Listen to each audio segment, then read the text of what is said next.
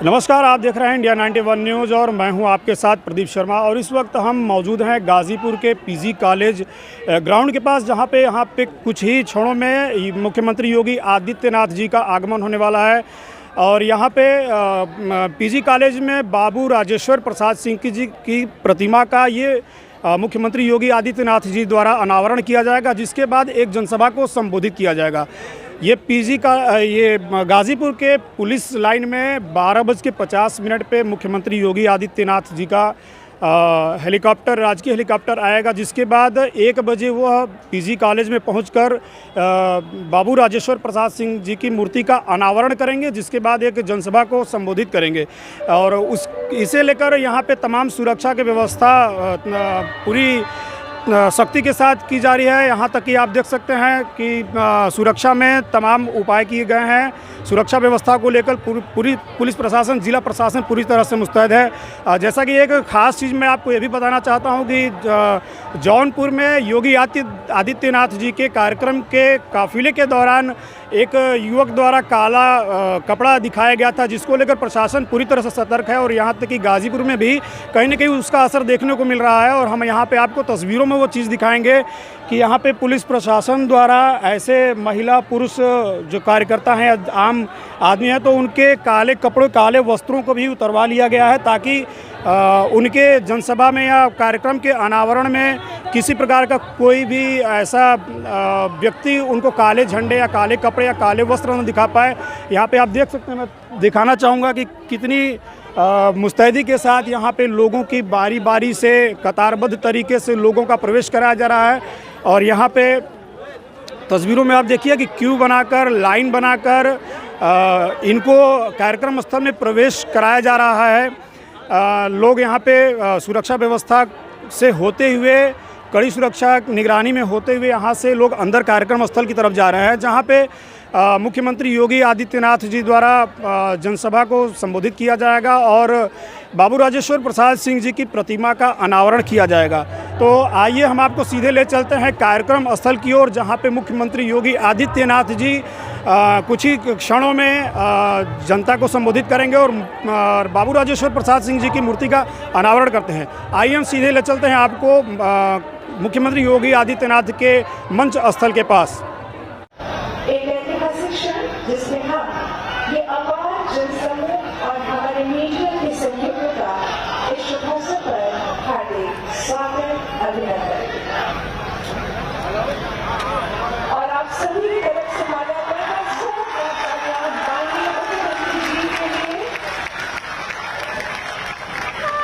और स्वागत की प्रस्तुत है पीजी कॉलेज की छात्राओं के द्वारा। निर्देशन प्रोफेसर मीना सिंह, तबलेपर पंडित अशोक पांडे, वाराणसी घराना। हम आपके आशीर्वचन के लिए आकांक्षी हैं। एक बार जोरदार तालियां संत तपस्वी प्रदेश के मुखिया हमारे गौरव माननीय मुख्यमंत्री योगी आदित्यनाथ जी। भारत माता की, भारत माता की, भारत माता की, वंदे वंदे वंदे। आज मैं अभिभूत हूं इस गाजीपुर जनपद में शिक्षा की अलख जगाने वाले बाबू राजेश्वर प्रसाद सिंह जी की इस भव्य प्रतिमा का अनावरण करने का सौभाग्य मुझे प्राप्त हुआ है।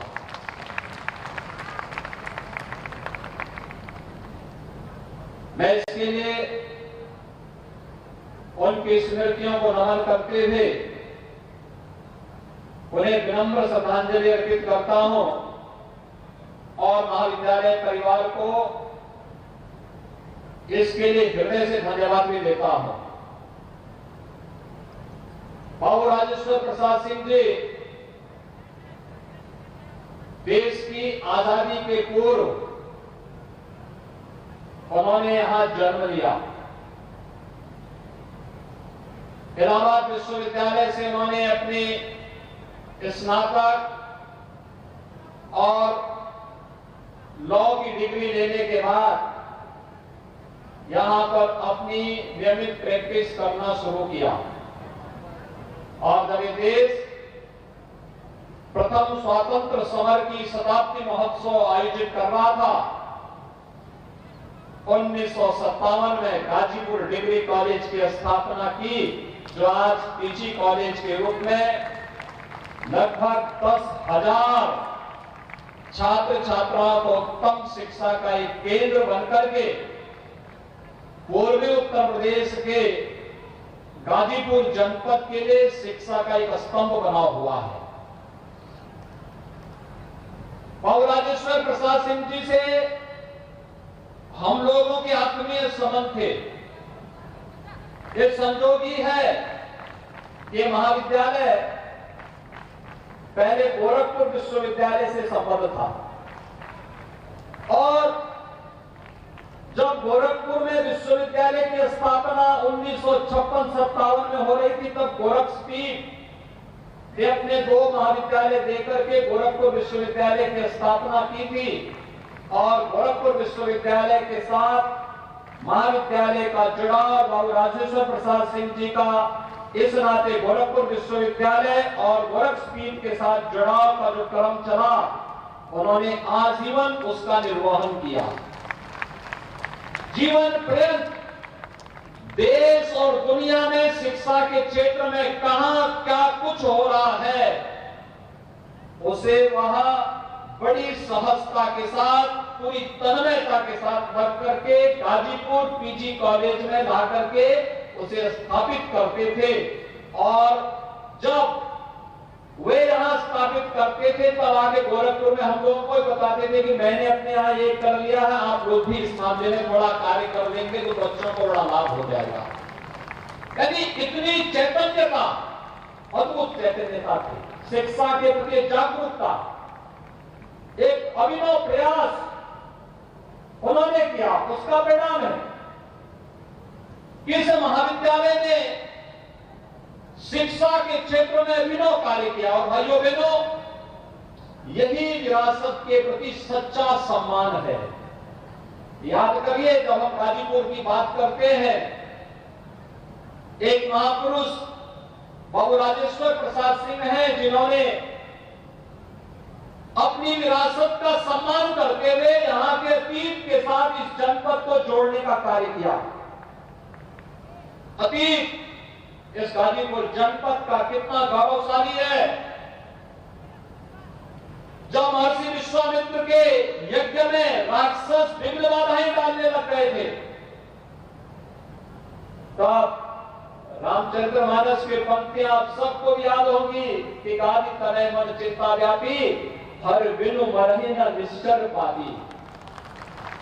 यही सोचा था विश्वामित्र ने, और महर्षि विश्वामित्र के ही पूज्य पिता की राजधानी हुआ करती थी, उन्हीं की राजधानी का हिस्सा था ये गाजीपुर, जो आज गाजीपुर के रूप में हम सबके सामने है।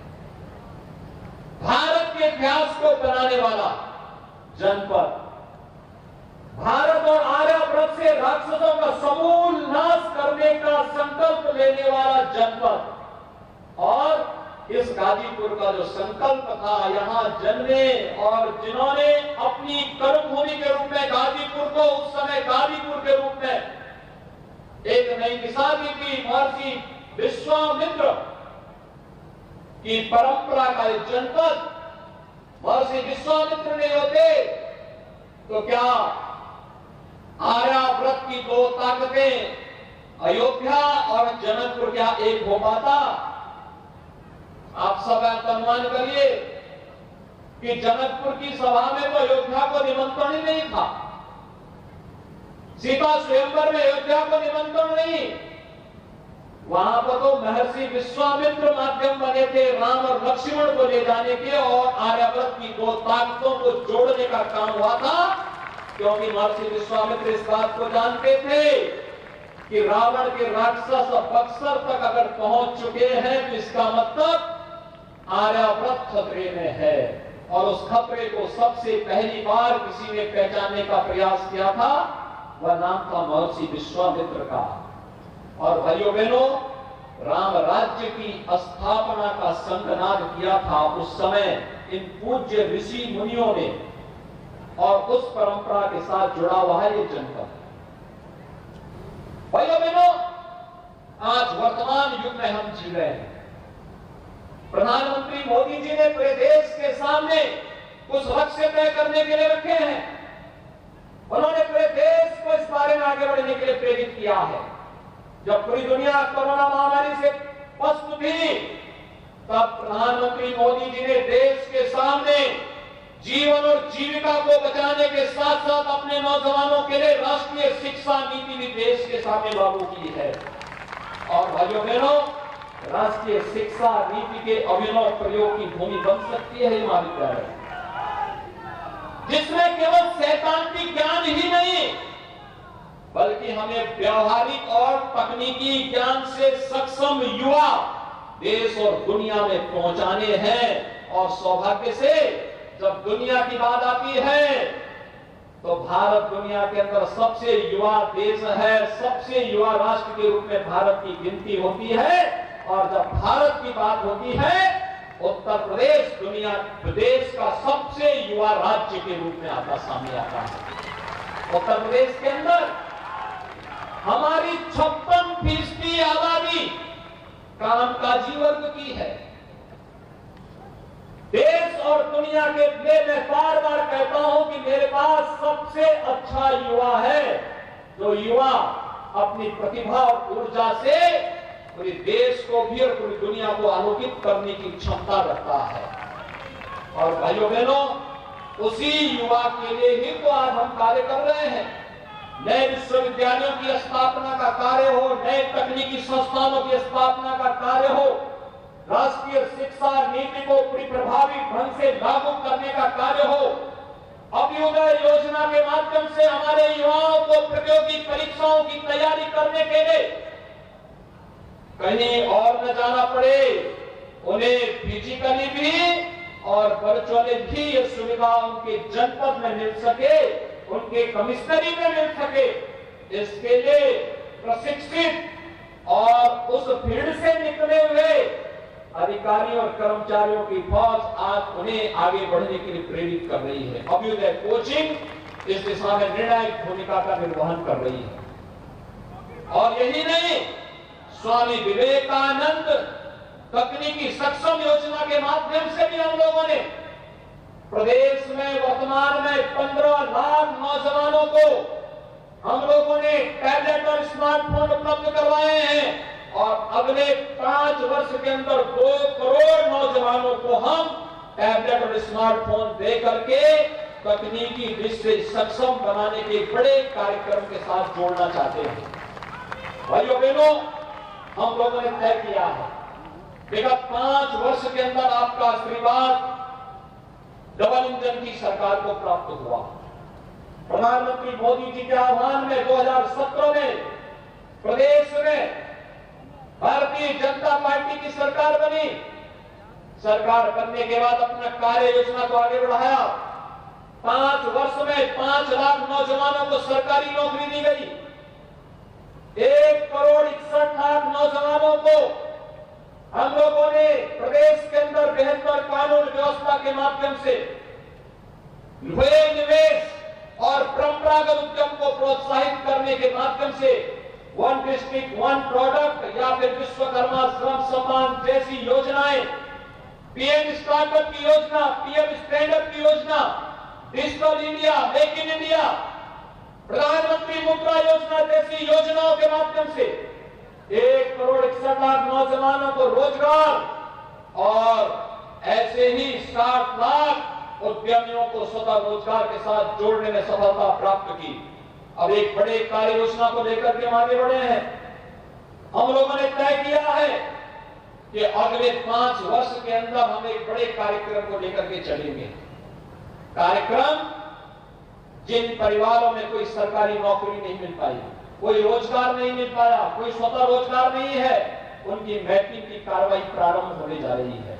और अगले 5 वर्ष के अंदर हर परिवार में एक सदस्य को रोजगार के साथ जोड़ने के बड़े लक्ष्य के साथ आज सरकार कार्य कर रही है।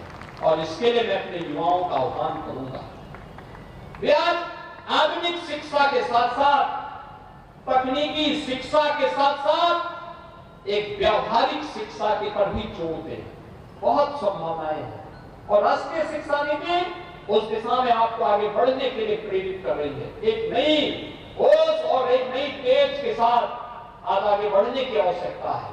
और मैं चाहूंगा ये महाविद्यालय गाजीपुर पीजी कॉलेज शिक्षा के क्षेत्र में विगत 75 वर्ष से अधिक समय से जिस प्रकार से कार्य कर रहा है, आज हमें हर जनपद में, निजी क्षेत्र में भी हमने विश्वविद्यालयों की एक एक्ट के साथ जोड़ने का कार्य किया है, काफी उसमें परिवर्तन किया है।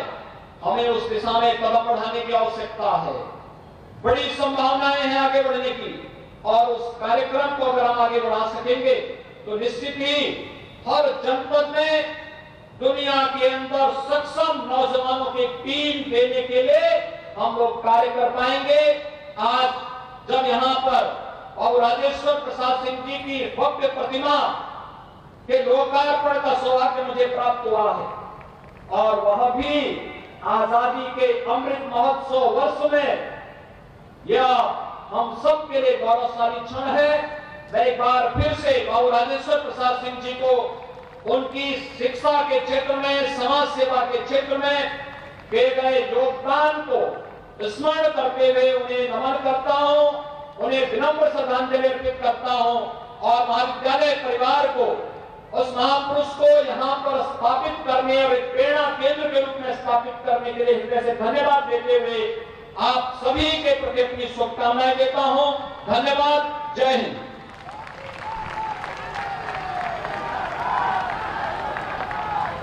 बहुत बहुत धन्यवाद, आभार। ये खूबसूरत पल जब आपका आगमन माननीय गाजीपुर के इतिहास में एक नया आयाम जोड़ रहा है।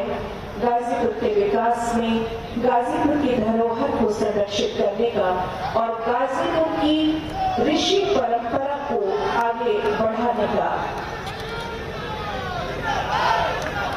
बहुत बहुत धन्यवाद माननीय, हार्दिक धन्यवाद।